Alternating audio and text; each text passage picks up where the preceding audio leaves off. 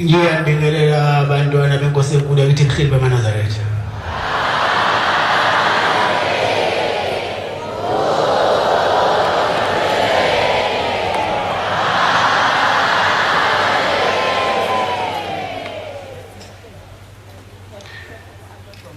Sizovula inkonzo yethu ezokuba eyentsha yaleli bandla. Kokuqala sifunde umthandazo weSabatha. Sicela inkosana uLindumusa Shamase waseBhekzitha sifundele umthandazo weSabatha. Nkosi ngosisi.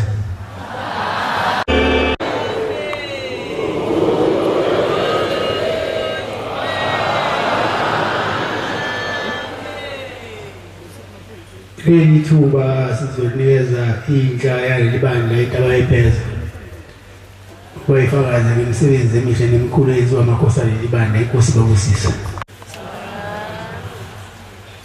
Ngizocela ukungahlabeleli ngoba izwi lamalikho lishile, kodwa ngiphakamana nokubonga Inkosi yethu uNyazi lezulu esiphi ithuba samakhosazane ukuthi sikhulume nathi phambi kokusoba sibancane. Baba, namhlanje osamakhosi ngiyabonga, ngibonga ukuphila Shambo Ngcwele, okwami ukuphila kusezandleni zakho. Baba, okwami ukuphila akusiyo intando yomuntu, ngokomuntu ngaba ngisekho emhlabeni. Asemaningi Shembe amangcwaba amugqiba, Shembe ngiphila ngawe baba, yikho ngisukuma noma izwi lingekho kodwa ngithi ngisukume ngiyibongele. uJulayi odlule baba uvalwe ngami. Ngiyabonga Shembe, ngiswele imilomo engakubonga ngayo. Ngicela Shambo ukukhuluma kahle phambi komso bakho. Ngingakhulumi Shambo uzokhuluma umuntu enhlizweni, ngingakhulumi Nkosi ukuzokhipha abazali bami ezulwini ngoba ngisenabo. Ummeli Shembe anginaye la emhlabeni wena kuphela. Noma ngathi uAntaka wenzeni, akekho mina ongangimela ngaphandle kwakho Nyazi lezulu. Ingakho Shembe mangicabanga ukungivuse ethuneni, ngiyacela Shembe ukuthi ukhumbule abazali bami, bese ukhumbule nezalukazi zakithi oMablose, bese ukhumbula komalume wami kaLombo, ukhumbule nezalukazi zakhona Shembe oMazuma. Ngoba Shembe uNkulunkulu uma ukhohlwa idalwa zakini, uShembe ukhuluma nazo makufune ubuye emhlabeni. Akamana kuyisa uShembe, kodwa uyakhuluma kuze ukuthi ngingayibuyisa le ngane webantu bakubo.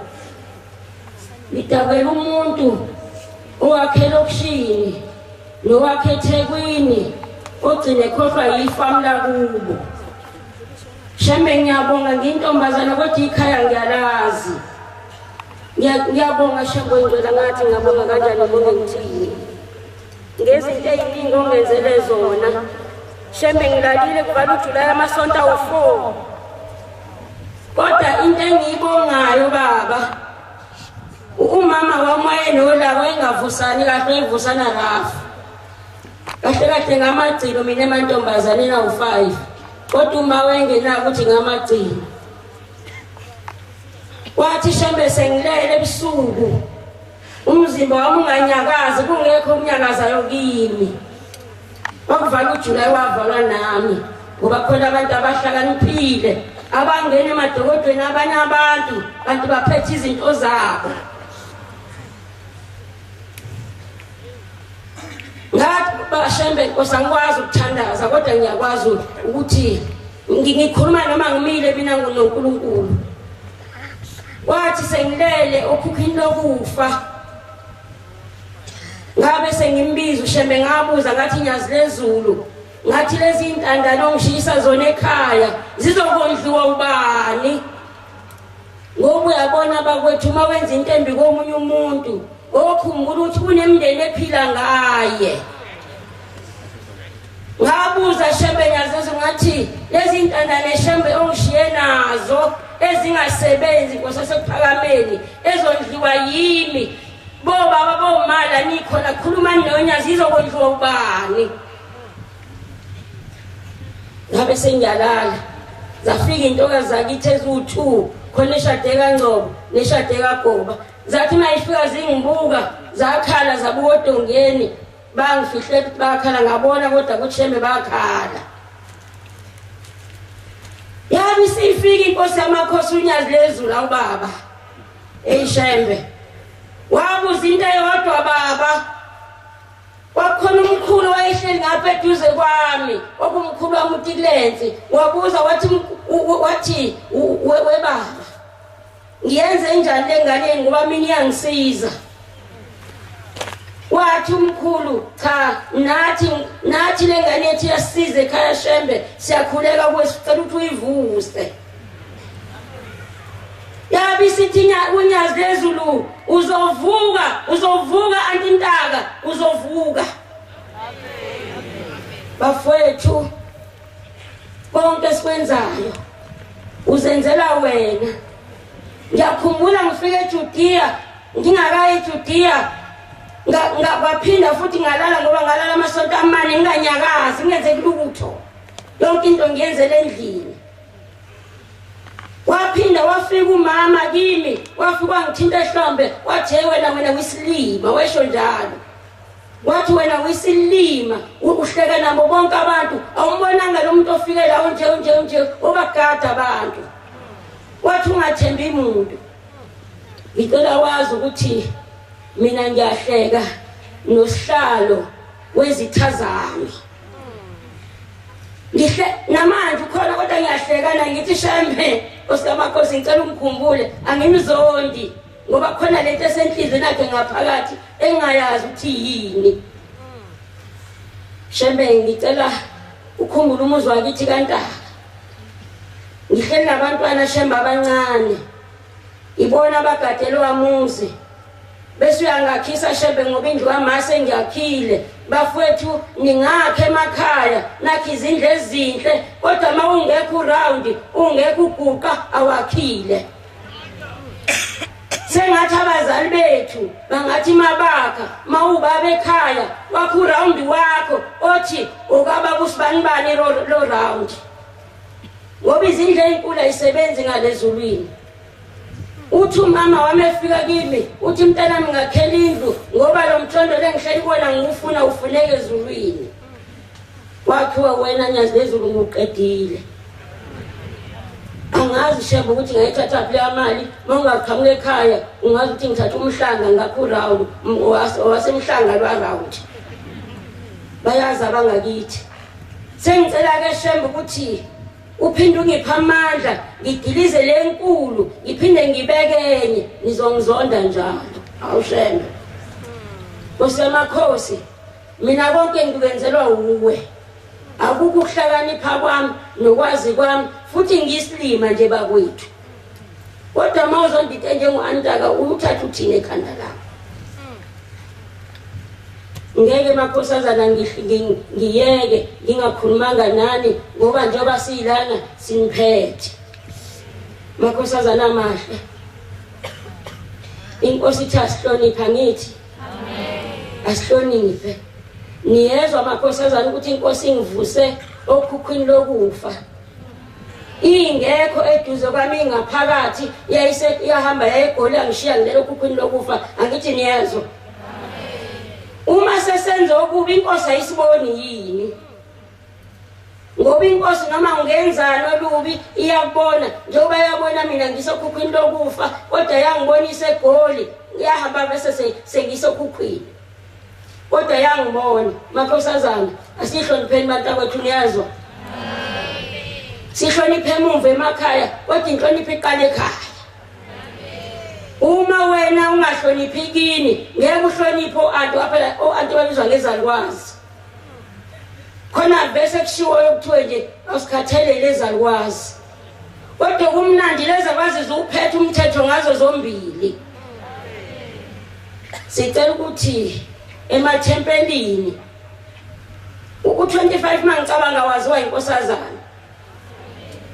Uma kuzofika ake ngithi kufike u14 noma kufika u23 uzotshela u25 uthenzani kanje u25 ufundiswa ubani u25 ngoba u25 lezi ingane njoba zingaka zinamathempeli indawo ngeindawo zino antibazi abayiphethe nabaphathi abancane ekhaya igadile. Uma lo mphathi omncane osekhaya engazi ufonela umphathi omdala kuze kuyena. Ngicabanga ukuthi akekho one right yokuthi atshele u25 futhi kwenziwani u25. Osemakhosi sebethula ngisho ingane nansuku engathulwa ko-anti. Kanti intombi ayithulwa ubani nansuku ngoba intombi ithulwa intombi.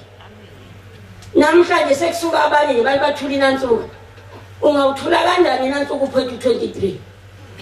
Ake ukuthula u23 ngoba no23 uyona unezingane eziyishumi. Omama abahlukene azokhuluma indaba yawo. Lezi ingane zasezanda kangaka ngemva komama yini indaba ukuthi u23 wona okwakulula uyona wone egcine ngosuku ungene ethempelini. Thina lezi ingane zethu besiphethe isangene ethempelini. Sekuthiwa cha zona sezone kakhulu zona kodwa umfana ngoni ake nihlehle bakwethu nibuke emuva. Buzani kuyabuzwa. Uma ngabe ingane yonile inesigwebo sayo esaziwa abaphathi. Imvunulo le kababa usemakhosi imvunulo yakho iyabangwa athi umuntu ngayithengela imvunulo ngizosina ngayo mina emkhehlweni wami. Ekabani imvunulo? Ngicela ukunitshela kancane. Inkosi uNyazi lezulu lunazi intombi ihlolwa kanye nathi. Ziyentanda kanye nathi. Ziyakhambuzwa kanye nathi. Ziyamuliswa kanye nathi. Angaze ngiyibone ingane yoNyazi lezulu ifake impamba. Zifake imvunulo ngoba phela sezenzo kwakubo. Kodwa kona engathi sikholwa size sekumnyango wesonto lisekhona ihubo lakini uyalazi kuthiwani. Ihubo lenye leyinyanya zakini ezinyaka zamake washo lona lisekhona ihubo. Mana zathi amahle angizokwanda kakhulu kodwa ezinye izinto eziphathelene nenkosazana buzani ko-anti. Inkosazana yafa yodwa yona kodwa abafana bangafa kanti abana bonayo. Akuyona indawo yokushelana le. Uma uphumekini uphumuze kuthi kuJuly awuzile emshelweni. Akukhona emfuleni lana intombi la ikhathwa khona nezinsizwa ngenhlanhla ke thina sikhulele kuleli bandla asikaze sashelwa nje noma kanjani. Futhi mawuyintombi makhosazana anoyithanda. Kosemakhosi unabantwana shembe kade kukhale ekseni uyiwele uthi uNSFAS wakumile uyacela ukuthi uNSFAS wakuvuleke. Siyakuthemba Nyazi lezulu. Baningi inkosi abantwana sengikhumbela bangeke bakhulume ukuthi inkosi bayafunda bacela ukuphasa. Abanye inkosi yamakhosi bafunda izifundo ezinzima maths banzima bacela ukuthi babaphasa. Mase baphasile Jehova ingcwele bacela ukuthi bafunde nasezikoleni uhambe kahle konke. Nilinde umendo ngendoda musala ukujaha amadoda. Lindani umendo ngokufunda bafowethu. Sifuna ukufunda kubalekile. Uma uyintombi ufuna kube kwazi ukuba nemali yakho. Ningagijimele izimoto eziphambili. ngoba le imoto eziphambili konke kuphambili awumazi ukuthi wayithola kanjani. Angisabafuni phela mina laba ngenamoto ukwakhiwa komuzi umuntu wakhe ngenalutho. Kodwa ezocela intombi namhlanje ufuna umuntu onemoto uzofica amakhanda efrijini ngiyakutshela. Ngiyabonga sengathi ushemba ngasikhumbula sabantwana abancane konke sikwenze kahle bese ukhumbula shembe umndeni wami Nkosi yamakhosi abantwana bami abasebenzi abantwana bami shembe khona baphuza utshwala icela shembe bayekise bese ukhumbula Nkosi yamakhosi amathambo obaba bami labelele khona nomama nomkhulu bami ubakhumbule shembe oyingcwele bavuke shembe babe yidlozi elihleki njengoba beyidlozi elihleki kimi bese ukhumbula Nkosi yamakhosi iko malume wami kaLombo ubakhumbule Jehova oyingcwele ukhumbule Nkosi omkhulu bakhona kaLombo shembe bese ukhumbula nabantwana bakhona bonke shembe khona ofundisayo Nkosi eEastern Cape ngapha ngicela shembe ukuthi arejistwe ngegama lakho Nyazi lezulu. Ngiyabonga baba Nkosi kusisele ngizwile.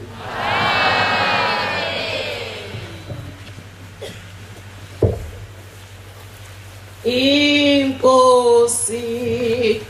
iza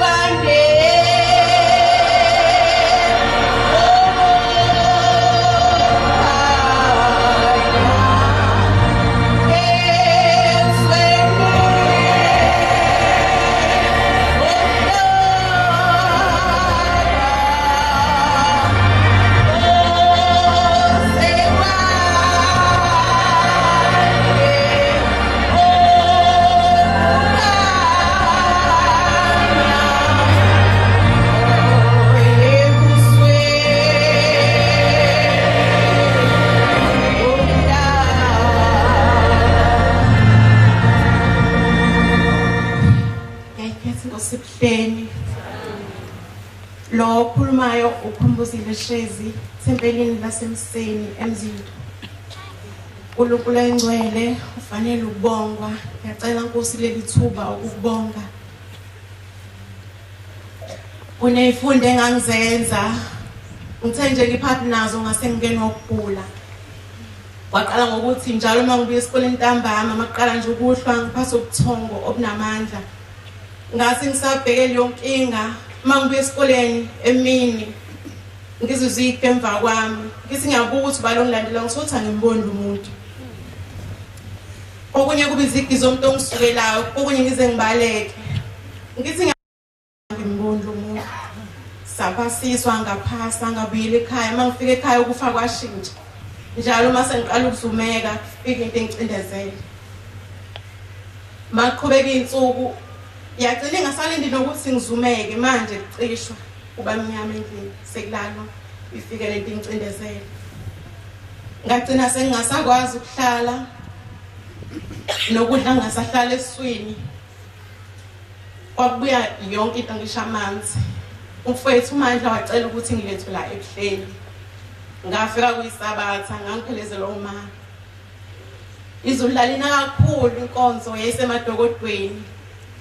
Masifika edokodweni la Anmanala basebelungela ukungena inkonzweni yasesabatha lasemini.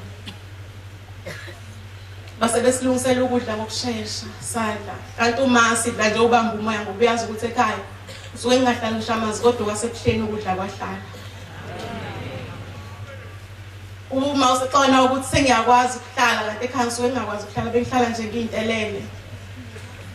Mayise siqedile wayese bikela uAunty ngixoxela indlela engikhula ngayo. Wayesephenduka nje kancane uAnmanala wangibuka. Wathi uma akangishiye ngoba sengiyakwazi ukuhlala nokudla sekuyahlala esiswini akangishiye uzolokhu ebuye ezongibheka. Ngasala ngakwazi noma ukuvuka njengabantu bonke ngenze yonke into. Kuyekuthiweke la eNazareth ukufama sekuphuma ngendlela ongene ngayo uphinde uqale phansi ugule. Nakimi kwabanjalo. Ngesonto lesithathu wasasengasakwazi ukuhlala. U-anti wavuka walunga waphuthuma ngaphakathi. uNkulunkulu uthimbo lenkosazane kwaku-2003. Kwaba isikhashana ephumile. Kwangena umbani ngewindi. Ngazama ukuhoshekela ekhoneni ngoba ngicabanga ukuthi kuzoduma kakhulu, kanti wasekufika uNkulunkulu esezongiphilisa. Kwadlula isikhathi singango 4 minutes kuya 5 minutes wangena uAnmanali phezulu Vaseline ubusiselwe uNkulunkulu uthimbo lenkosazane. Amen. Wathi sobaba inkosi ingibusise ngizophila. Wayesengiphothisa uVaseline wangixoba ngawo umgogodla wonke. Lasho nilanga sengiphila. Selokhu ngasinda ngalelo langa kuze kube manje. Nalento yayifika mangisekhaya incindezelo yahamba ngalelo langa kuze kuzobe manje. Namhlanje ngizobonga uNkulunkulu engcwele uthimbo lenkosazane ngokungisindisa wangivikela. Ngiyacela nokubonga uNkulunkulu oyingcwele unyazi lwezulu uqhubekile wangiphilisa wangivikela. Ngiyacela inkosi uMnazaretha bakho ungapheli kuleli yakhaya lakithi. Ngiyacela inkosi nalo ikhaya lakithi ulivikele. Siyacela nathi singabantwana kulo usivikele. Nkosi buseni kuzwile.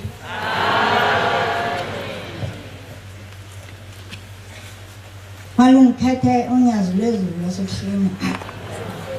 Nkosi yethu simakade.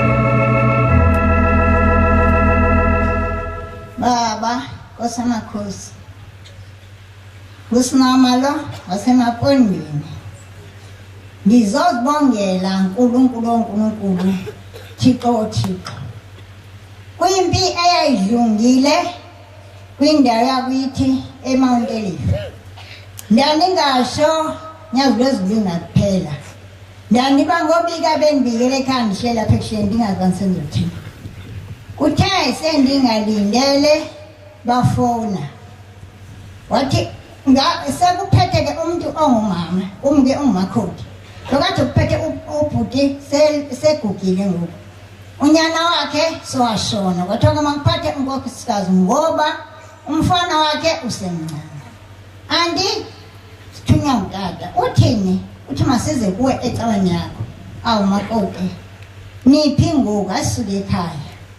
Bahamba befona bade bazofika ekuhleni. Basofika ekuhleni babefika ngohlanu. Bafika kahle nabasa ngaphakathi bangena banengele.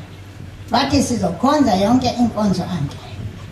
Baya esabatha ngesabatha ndinovalo lokuba phela ukubhuqa abakwazi bazizitula. Bathi andisesehlobulekile ndathi kodwa seningena apha ekhaya. Le mpi seyiphelile ngoba ibuhlungu. Abantu bebenyanyala bebulawa ezindlini. Beve ngesibhamu umntala le phansi athi hambe endleleni adukile. Kakhulu sekungena umntwana wesikole uyafundela edilesibanda bamdubule. Kodwa ngokungena kwabo la osamakhosi uMthixo yaphela. Ngonyazi bengenela ekhaya. Bebeze kwakunguJanuwari ka-2021 kuphela kwakhe. Bezoyibika le mpi. Bathi andisicela ukuye sibuye. Bekungahambeki elalini. Bese siqhingini bethi baphuma badukule benganadolophi abangena kulo. Bathi mabethi bayikokisati ngeke babuye. Baba eHardini ngeke babuye. Imoto seziqashelwa abahamba nazo. Kodwa ngokuza hawu uNkulunkulu uMthixo. Beza uNkulunkulu yaphela impi. Bathi sifuna ukubuya anti. Ngoku sahleliyo le cala yakho siyibonile uba yenza ntoni. Sifika sasebenzisa amanzi wathi masicele sachela. Abantwana amabehlamba besikoleni sibahlambise ngalamanzi. Sibagcobela amafutha. Andi sizobuya. Babuya ngenyani ngoMarch phelinyana. UMarch uzoba sisikhumbuzo. Ndazi abantu bethu ngoba uyaguqa la ekhaya. Makusisikhumbuzo nje uguqa kwakho. Athi sizonyameza. Kwaba-ke nginamathawula amaningi engingasawasebenzise engandifike ndibani babaguqe kuwo njengamlona uguqa ngoba ndifale edolo. Bathi hayi andakho lutho masiguqile. Siyayiva inkonzo yakho imnandi. Ndiyabafuna sekungesonto. Babuya abantwana bazobathenga isikhumbuzo dala siphumile. Babuya sekumalanga. Utheni kanti kodwa? Hayi anti simamela abantu bebethetha. Thina ke sathetha isikhuluma. Sabuza ba le nto niyichaza isho ukuthini. Bathi abantu anti masihambe se-office. Basise e-office basixelela yonke into enziwayo. Sathenga amathikiti awulanjava. Makonke nathenga amathikiti enziwathini. Basixelele anti basithini. Senze yonke into. Njengoba abantu nibangenisile niyazi ukuthi kufanele nigcine imithetho na. Umthetho yakayenzile. Kufanele ningabasanga. Ndiyazi ekhaya uba uyabaswa. Kodwa hayi andinathi ngengani uba sesihluphekile. Sokwenza konke abasiyalele bona. Kangoba bade bathi sizokwenza umsebenzi omkhulu ekhaya. Sathambe khona. Ndathi imisebenzi niyenza ngesabatha. Kodwa hayi utobhuti apho esibuye nawe. Akazuwenza lo ngesabatha ngoba khumzi namhlanje usule awuzuba zeManazaretha unyaze uNkulunkulu. Ndathi ndizoyela le nto abangixelela yona. Ndaya ngenyane ndafuna umfowethu wathi kabanga wathi sowufikile. Hayi inkonzo yakho kabandibonile enkulu. Ndathi ebhuti xa sekuzana mfowethu ndihamba ndedwa ndisuka ekhaya kungoLwesihlanu ndolala esihlangwini ndiyobuya kungesonto okanye ngoMsombuluko uma ngaba kuthiwa kudela amanzi athi hayi mfowethu sikulandela mpela ke ngothemba kababa. Wona kwenziwa lo msebenzi zange babetha basekhaya. Nendithi ngiyabonga unyazi lezulu luNkulunkulu. Uyigada ngenyani indaba okuthiwa kuyabasa athi makhothi sengicishile cisha ngo-5. Babuye litshona ngathi hayi awukashoni bantu abambazukulu unganenzela ukudla nongizweni. Abaningi bambonile lo sinamende lapha ngoJulayi ophelile ezobonga. Wathi mfowethu ngifuna ukuzibongela kule cawu yakho ngoba ngiyibonile ukuba indenzela ntoni. Nkulunkulu ukhumbule amaNazaretha asePakistan. Ukhumbule amaNazaretha aseManteleni. Ngoba elakhaya abalithanda ngoba bayazi ba ukwankosi bangivakashela bamsele uVukanathi wathi asothi kabawo asika nomakholo akho usaqala lento akhuzwa yilali uma unkosi akashaya lento neziphetheyo kunye nezigugu khona yengosinama phakathi kwabo wathi hayi sinama ndimi ndikhona nomfowenu ndizoshaya phambi kwakho esigugu nanto zikhala zizoba lapha phambi kwakho uthi emfowethu bazishaya kepha bengingasezwa pheze indlebeni zivaleke tu uthi kwathi pula zindlebeni hayibo ngiyazizwa into zabo zikhala zishaya kamnandi batsho ngani abantu babheka ukuthi unkosi bazomthini masegula angabi nakwanto waphila nguyomini eNazaretha ngade kukodla kuba no-40 something wathi ndayaliswa icala lakho ngiyamina ifike lapha kabawo yenza into ezinkulu ekhaya kufanele kuzobonga nyanzi wezuba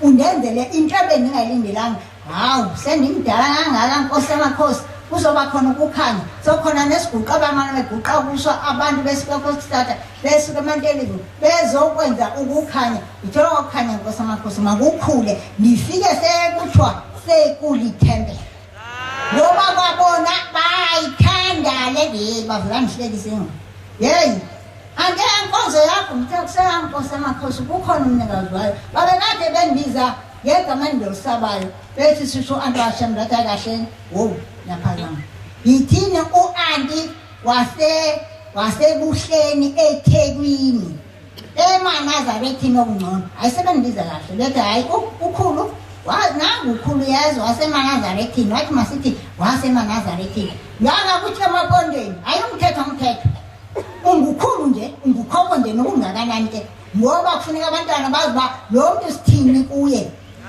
esontweni ke lungile andela isonto kodwa phayithangethu kumani bona ebuza umntwana ethi sicela ukhulu sinami ngoba nomtshela uba nangu ukhulu sinami ngoba amadoda amadala azombuza ndibuye ke emakhosazana njengoba no-anti Ntaka apha ebeniyala mna andiyange ntanda bendizona baba ndiyacela angazi zonke kanti izifo zodlula ngam wo yabona ezandla andazi ngoniphethe into endiyiphetheyo yezigogobale ungathi somankankanka asinagazi hlele ndifakile into apha ezandleni andiyanga bendithi ndizwaya khona tata othile ofike kum wathi anti nithuleleni ningabayala abantwana sesisale enkanda sikline ukungcola wemakhosazana o-anti babe basitshela uba awuyi ungahlambulukanga enkanda ngoba niyangcolisa obaba basale bakline into engafananga bayikline leyo nto indenza ndanovalo ndathi inkosi amakhosi usondiphela amandla okhuluma undembathe ngoba le nto ibuhlungu itshiwo ngumtata asikwazi anti ungawuklini le nto ngoba ingcwele amakhosazana asazi mayisaziwa botata uba ingcwele uba nina niyelana sizazi ukuthi awuhlambulukanga webo mama umntwana nimsaphe entandeni ethelefoni awunexhala ukuthi le nto akakayazi kuthiwani ngoba abantwana beni baya bebancane bakhula bebancane ephula thina sasiyalwa inkanda ngeyo anti abadala iintombi ezindala aniyakuhambisa abantwana benu ngoba abantwana abazi lutho nawe unexhala uhlenaba umntwana moyiphuke emncane zomthini wazi ntoni uzani ko-anti ntobe ubekuthi u-anti Ntaka uba amakuthiwa apha nalapha uthiwani otata nkosi yami niyabakhinyabeza yemakhosazana asiyihlonipheni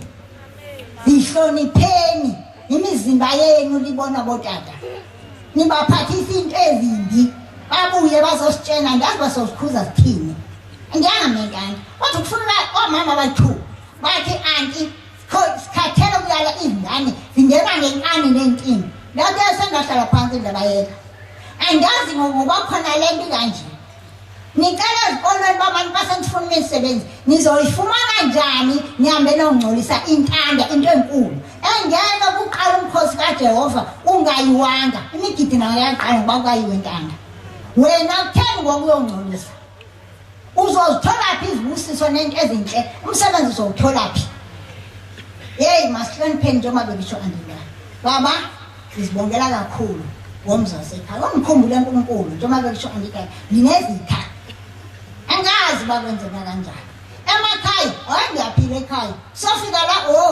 angazi bakwenzeka intoni angazi bakwenzeka ntoni njengoba ugula kusemahlweni sangithela makhanya ngakuthola esontweni ngazi masizokhubazeka esontweni bakanti sizovikelelwa phina uNkulunkulu thembena kuphela njengoba yesho antanga nami inkosi engiyintandane futhi ke mina khola ngedwa ngiyayifihla endigulisa la isontweni baba isonto enjani ngoba phela ufuna into yakho uyifihla into oyithandayo bathi bethi sikusemagqirheni nakanje amagqirha lo madokotela ongcono hayi Nkosi amakhosi sengiyaphila ngokodwa ke esifozimane zidlula ngamkosi ichithe zingedluli ngami ngibongela abakwasinama ngibongela abangantulo ngibongela abakajalimani lephambili kwale nto baphumule eshonto encane bakhiphe esigodini umsosizi uzongiphumula inkosi inkosi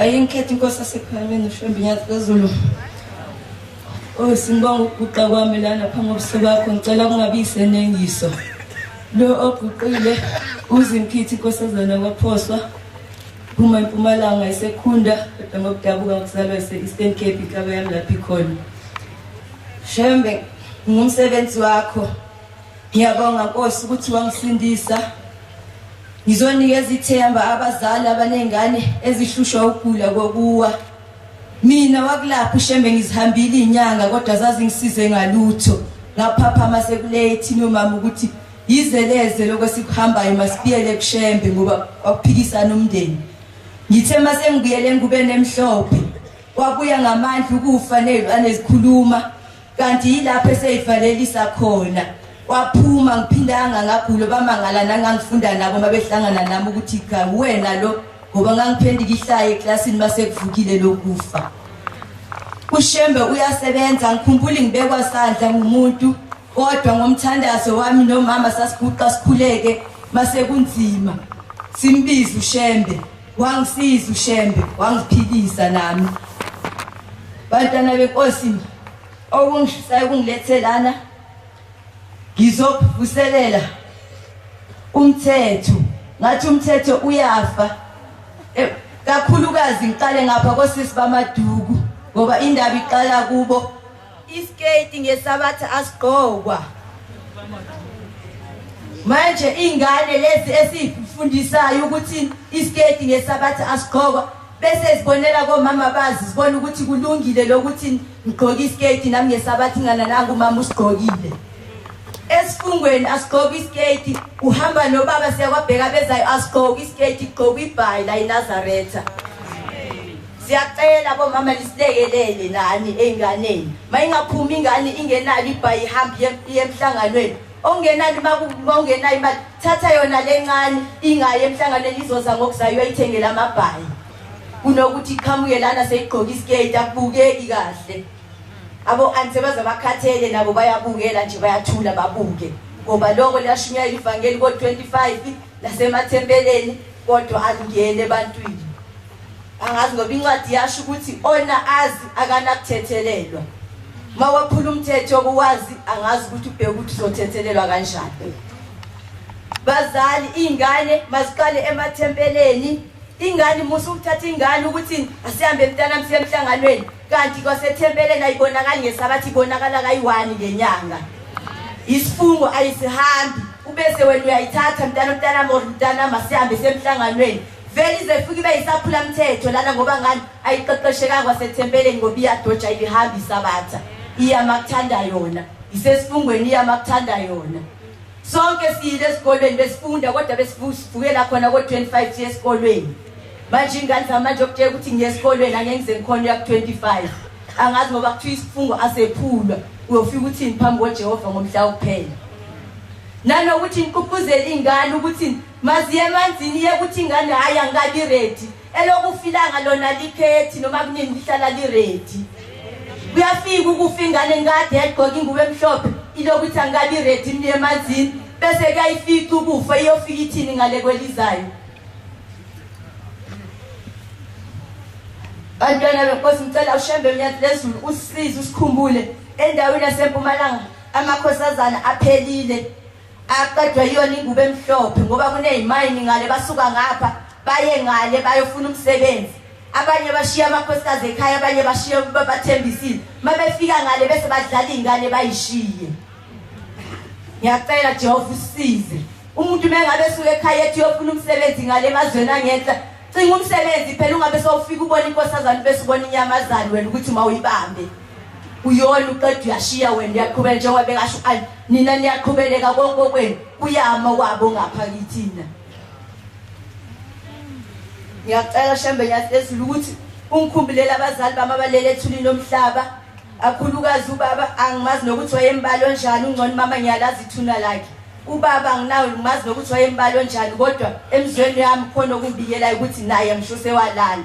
Ngiyacela Jehova ukuthi ubakhumbule lapha bakhoyo noma ngabe iziphi zona abahambe ezenzile kulomhlaba ngicela ubathethelele Jehova. Nkosi ngicela ubese ukukhumbula umndeni wakwamahlaba shembe uthwele kanzima. Uyena sisi wami lo wangishiya naye mama Mhlazane ehambe emhlabeni wangishiya kuyena noma ngabe ngikhala ngani ngiyazi ukuthi ngikhuluma naye ngoba ngisenayo omunye umuntu uyena umndeni wami. Ngiyacela Jehova bathwele kanzima ingane ezihlala zigula njalo imoya emibi nje eshaya ukuthunyelwa kubona. Ngiyacela ukuthi ubakhumbule Jehova basebuthekathaka basafika nakulokhu kuNazaretha manje bashaywa left and right mabethi bavika lokhu kuqhamuka okunye. Ngiyacela ukuthi ngathi ungamsiza basiza Jehova banikeze ithemba bangalahli ithemba ukuthi wena ukhona uyaphilisa. Ngizocela uwehlela ngezansi inkosi kuseni ukuswile lapho engikhulume kabi khona cela intethelelo esitalo sokhosi. Amen. Hello, Lord, Lord.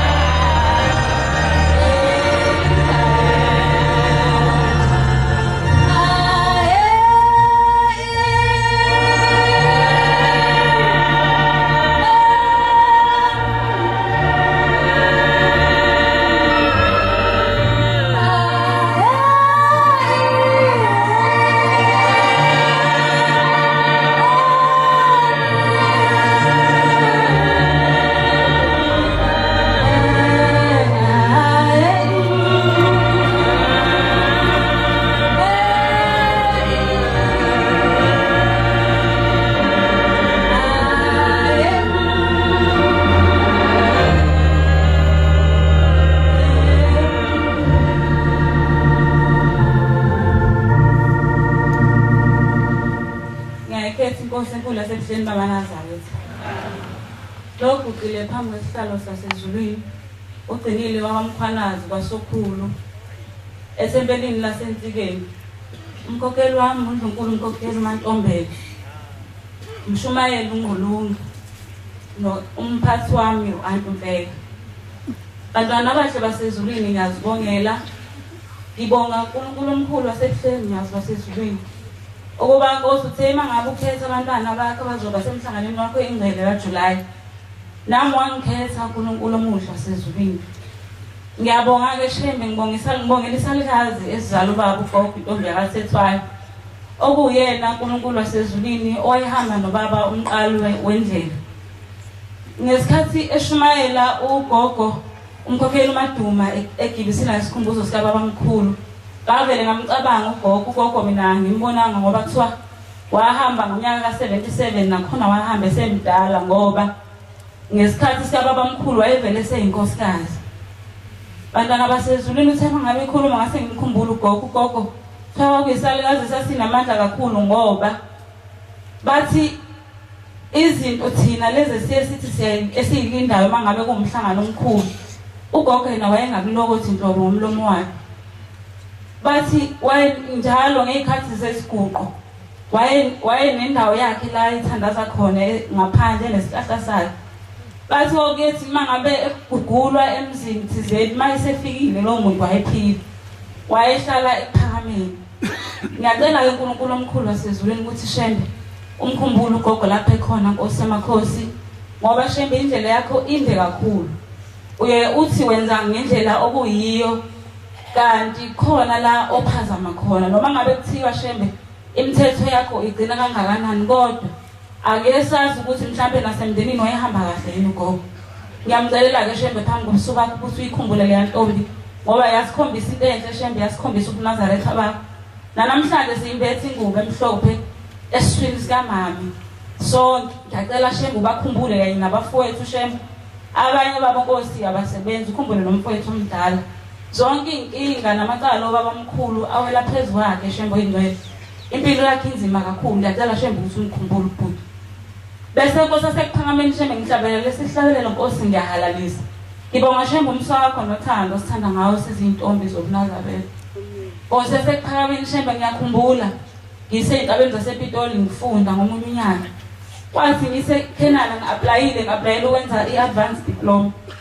Manje ngiseKhenana kwavele wangena imessage ethi angisathathi wami. Ngathi hawu Shembe ngehlelwa yini? Ngavele ngahlala nje ngarelax ngoba phela mina nginoShembe. Ngahlala ngelinye ilanga ngiyakhumbula nje sahamba sayogida. Masifika ngaphakathi ngathi namhlanje ngiyahlabelela ngigida ngimlalisa ubaba ngifuna ukumbuka kahle. Ngithi Shembe lokhu ngehlela kanjani mina ngiyintombi yakho eMnazaretha. Ngahlabelela Shembe, ngahlabelela ngaze ngakubuka ngakhala. Ngithi mina ngejethwa kanjani mina ngiyiNazaretha. Ngahlala Shembe, emva kwalokho ngathandaza. Ngase ngihamba ngathatha umthwalo ngahamba ngaya ePitoli ngiyozama ukuthi ngene umnyango nomnyango ngizama ukuthi bengiregister. Mangifika Nkosi kwakunzima kakhulu, abantu babesho nje ukuthi cha laba bathathiwe isikhala seko. Ngelinye ilanga ngaguqa endlini engangikhala kuyona ebusuku. Kanti ingane engihlala nayo engasendi Nazaretha, kodwa ngathi mangithandaza kanti iyangizwa. Ngithetha Shembe. Ukuthetha Nkosi ngakufundiswa umshumayeli uNgqulunga. Uthi umshumayeli uNgqulunga uma ngabe uNkulunkulu engakusizi womthethisa, uyigwamande into uyifune, ngoba ekugcineni kwakho konke yena ithemba lakho. Ungakwenza konke kodwa ekugcineni kwakho konke uyena okugcinayo. Ngaguqa Nkosi ngakuthethisa Shembe, ngicela ungithethele. Ngakuthethisa Nkosi yamakhosi ngathi Shembe ngizothiwa yathi Nkosi inyanga yezulu asiphume siyintsha kuleli bandla siyofunda. Ngathi pho namhlanje mina ngoba sengifikile lana ngirejectwa kanjani ngoba phela nami ngumntwana eMnazaretha. Ngavuka ngathi Shembe ngiyogibela impela ibhasi ngihamba ukhala udo kangaka ngisuke eSoshanguve ngiza ngapha ngibuye ekhaya kwaSokhulu. Ngathi Shembe ngiyobuya ngijabhile ukuthi Nkosi ngithe sengifikile esikoleni ngazama ukufunda. Sengithi ngifuna ukuqhubeka nokufunda. Angangasizakala kodwa wena ukhona uNkulunkulu wangangisiza. Ngathi ngiyomuka nginosizi kakhulu. Kanti Shembe uyangizwa. Wena Nkosi uNkulunkulu emhlabeni nasezulwini. Okubusiswe nguwe Shembe emhlabeni kubusisiwe. Oqalekiswe nguwe Shembe emhlabeni nasezulwini uqalekisiwe. Wena Nkosi ugama lokugcina. Ngiyawubonga Shembe umsa wakho, ngibonga Nkosi ukuthi ungenzile ngaba umntwana womNazaretha. Baba, ngavuka ekuseni ngahamba ngathi sengiyozama. Ngithe sengihamba esikoleni. Lo ngalokho ngiya njalo ngiya ngingasizakali. Wathi ngelinye ilanga ngahamba kwelinye lecture lalingifundisa. Lathi hambani niyozama ukuthi nicela ukuthi benifake ku-waiting list ukuthi laba abathathiwe uma bewukuthi abaregister bese kuba ukuthi kukhuphuka amagameni. Mangifika lapha yana ngangingenathemba ngithi nje cha sengizolahlela ukugcina. Thema ngingena sibabikela abafana laba abaregister ukuthi sicela besenzele ini.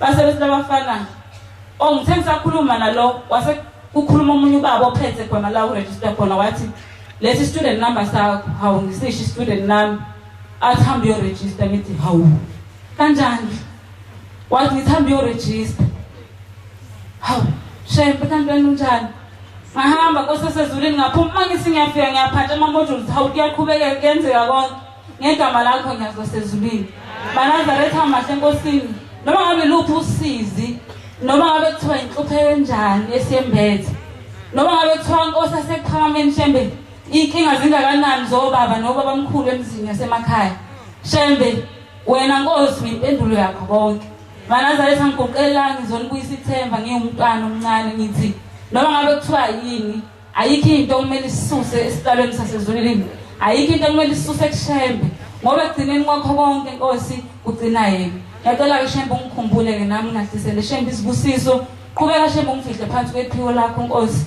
Anginawo amathemba amaningi elakho igama Nkosi ungifihla naseyitheni enginazo ngiyazibasezulwini nginikele esandleni sakho uNkulunkulu wasephamini. Ngandisele ke Shembe isibusiso ukhumbule baba nobaba omkhulu lapho bekhona kuqabadele. Khumbule nomama Shembe yena esele naye ekhaya Nkosi ngandisele imihla yokuphila Nkosi. Usiphe Shembe isibusiso zakho Nkosi ngoba thina somsebenzi izandla zakho Nkosi. Ubaba wayengabathola abantwana kepha ngawe ngiyazibezulwini. Wakhuluma ngomlomo weNkosi langa wathi Shembe baningi abantwana okhaleni lakho mkhwanazi. Wathi uyoze ukuthi uyobanikana. Namhlanje Nkosi asekuphameni ekhaya ngathi nje isedrobheni ngendlela esibanini ngayo. Ngiyacela ke Shembe uyingcela usiphe Nkosi ukuphila Nkosi asekuphameni. Ngikhumbuleke njalo Nkosi asezulwini ukhule ngiyazibasezulwini Nkosi usimise. Amen.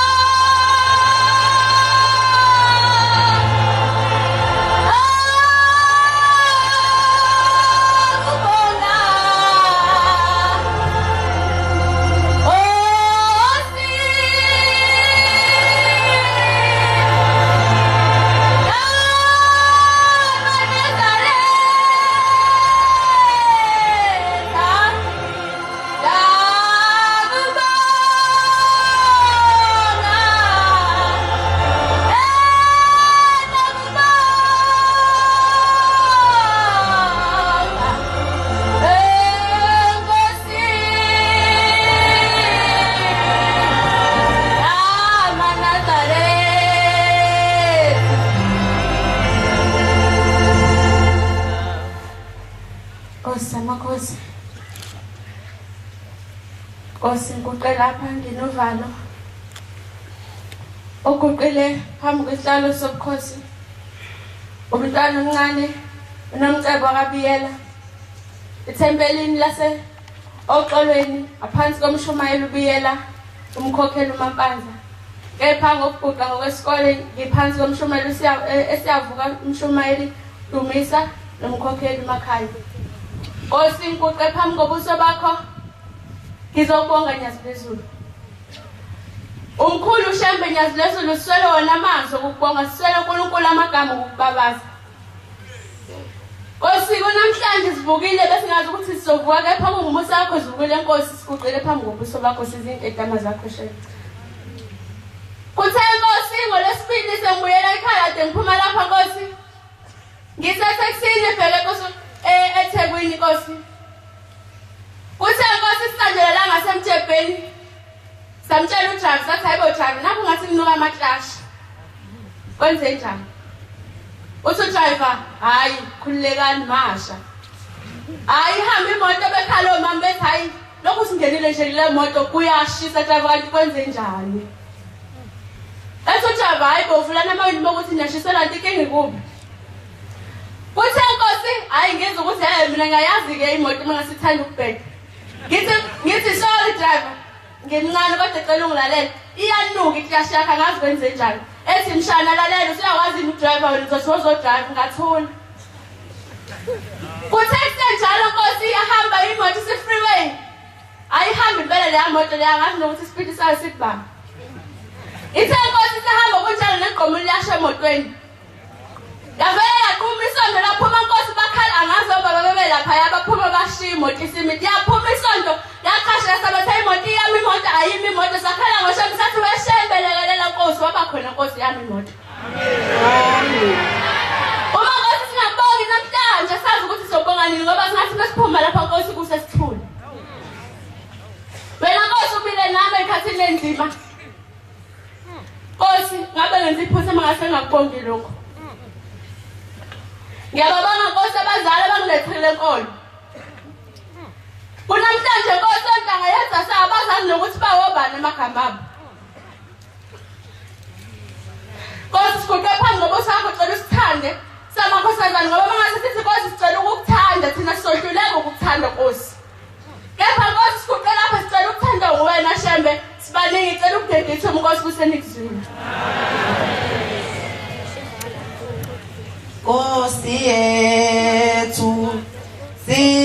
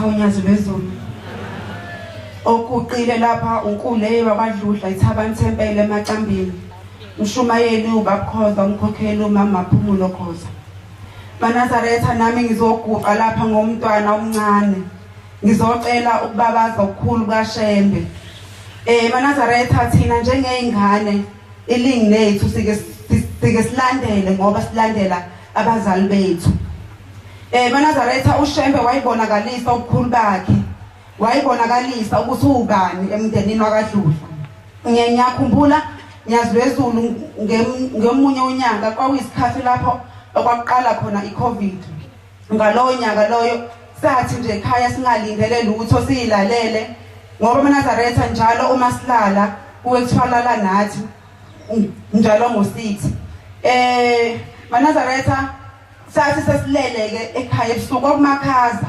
imvulina salala sezwa abantu sebenokha ewindini la isilele khona uma benokha ephaphama uma ngilala noMike kamerweni ephaphama uma ethi indaba kwenze njani bethi vula lesicapha yithi ubhuti uNdono Vika hayi nangempela wahamba uma wasivula isicapha esathukile uma esanjalo ugogulele kamerweni ngale nami ngilele hayi uma evula uma isicapha bazombikela inkinga yokuthi nangu uVika useginqike nemoto uVika ubhuti wami engimlama yeswini hayi banazaretha kwavele kwaphela konke esikhundleni sokuthi ngithandaze ngavele ngahlala ngathi uNkulunkulu kanti ukuphi ngathi pho uma eginqikile ingani nami nje ngiyambona yaphila uma uyambuza iginqike phi imoto esho ethi iginqike eThukarabhishi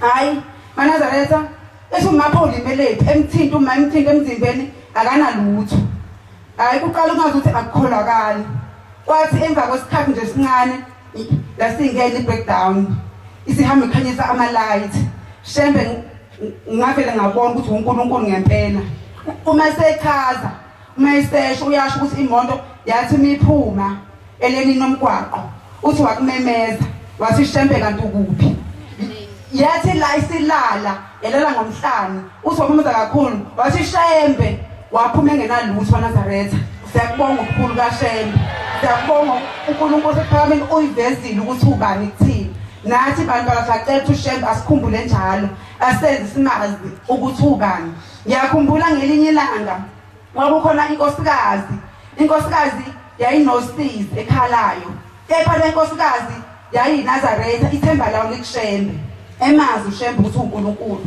le nkosikazi maNazaretha yanibamba usizi kwathi la sekufikile khona konke ngoba uShembe Nazaretha uyakhumbulana wathi nkosikazi ngiyabuya ngisaya uNkulunkulu wami oShembe wahamba unkosikazi waya uNkulunkulu wafika wambikela baba nginosizi elibala usizi lwakhe bese ethi uShembe ngoba ngizothi uShembe akadelani ngaso sonke isikhathi hlezi singabakhe kepha ithina esihlulekayo ukwenza imisebenzi yonyasi wezulu ayifunayo maNazaretha ethi uNkulunkulu uhamba umemeze umthandazo ka6 khona into ozoyibona hayi ngangempela lo mama ngoba vele wayinethemba ithemba libalekile maNazaretha lo mama wayinethemba wabuyela emuva ekhaya esephuthuma esegijima wathi lo mama uma efika ekhaya wabona ukuthi u6 wabona imemeza inkonzo ngo5 wayimemeza inkonzo khumbula ukuthi uthe uShembe hamba umemeza inkonzo ngo6 khona into ozoyibona lo mama wabona u6 ukude wayimemeza ngo5 inkonzo wayimemeza wafunda bathandaza uma eqeda wathi hayi ngibonanga lutho kodwa ngoba lo mama wayinazaretha futhi enalo ithemba futhi emthanda uShembe waphinde wabuyela kuye wathi inkosi amakhosi uthe angimemeza inkonzo khona into engizoyibona ngifikile ngizobika usizi lwami inkosi yambuza umbuzo wodwa maNazaretha wathi ngithe memeza inkonzo ngo6 wena umemeze ngasithasini wathi lo mama ngimemeze ngo5 inkosi ayidelani maNazaretha ihlezi njalo isithanda yathi inkosi buyele emuva uhamba uyememeza inkonzo ngo6 khona into ozoyibona nangempela lo mama wabuyela emuva wahamba wafika wasilinda isikhathi washaya u6 wayimemeza uma imemeza inkonzo esafunda bese ebona inkosazana yakhe inkosazana igqoka ibhlukwe uyibona idlula ngewindi maNazaretha okusho ukuthi lo mama njengoba enosizi lapha egcekeni usizi ludalwa yile nkosazana yakhe inkosazana egqoka ibhlukwe kanti la ekhaya ibhlukwe kakugqoka maNazaretha siyacela ukuthi uShembe asikhumbule sizingane asikhumbule uShembe sazi ukuthi into engenziwa la ekhaya ayenziwe makhosazana ngiyacela ukuthi uShembe asikhumbule engene ehlizweni zethu ukuthi abazali bethu bafetha basoze basidukisa abazali bethu uma bethi ningakwenzi ukuthi ngempela ningakwenzi ngoba bona basuke bazi ukuthi bakusholana uShembe akusoze wakudukisa kwathiwa ibhlukwe la ekhaya lingaqoka singaqoki bafethu ingane yakungenisa ukuhlupheka phakathi kwekhaya umama wayithola enosizi olungasapheli engasazi ukuthi uzokwenza njani kanti ingane yakhe ayizalayo imlethele usizo phakathi kwegceke. Manazaretha siyacela ukuthi uShembe asikhumbule. Ngicela uShembe angikhumbulele isalukazi sami ugogo Khozo engihlala naye lapha ekhaya. Ngiyamthanda nyazwezulu ugogo, ngiyacela ukuthi umkhumbule njalo umfihle. Ngiyacela ke Shembe ukuthi ungikhumbulele nabazali bami. Ngithe uma ngiqala ukubheka umama ngimbonanga, kepha ngaqhubeka ngaphila ngonyaka ophelile ngithi beku-April ubaba wabese ngishiya. Ngiyacela ukuthi uShembe angikhumbule njalo akhumbule abazali bami engikhumbulele negceke lakadludla lonke. uShembe asenze njalo sibumbane sibe abantwana bonyazi. Inkosi kusenikuzwini.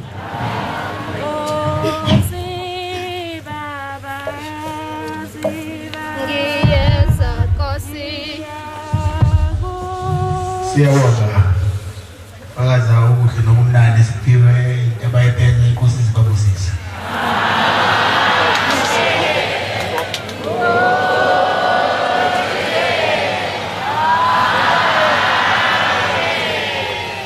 Sizobala inkonzo yethu yamanje ngesihlabelelo sama-38.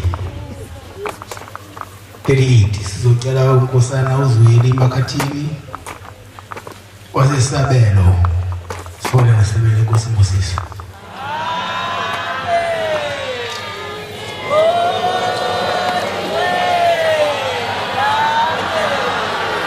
Nkosi Busupha kancane.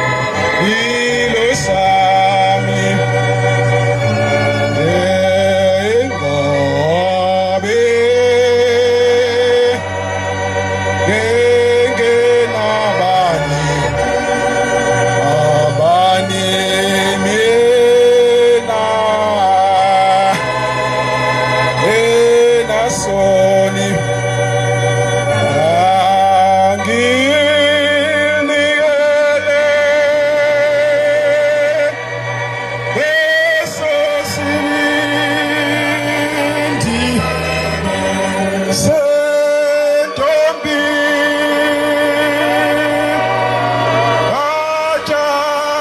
ajafetha inikele aleso sibindi